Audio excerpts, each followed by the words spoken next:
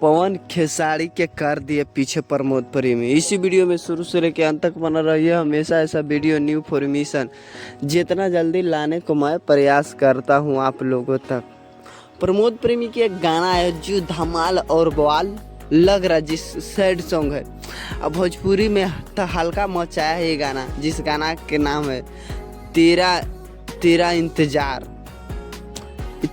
तेरा इंतजार प्रमोद प्रेमी तो अलग ही बवाल मचा के रख दी, जो भोजपुरी इंडस्ट्री में धमाल मचा के रखे।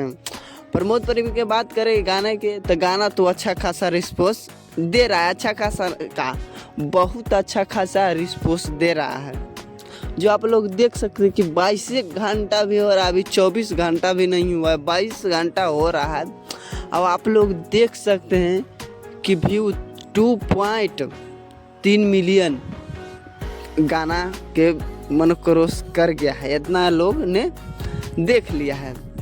लेकिन जानिए बिना प्रमोशन की बिना थी कि इतना बवाल धमाल मचा दिया, जिस गाना के नाम है धमाल और बवाल मचा रहा है।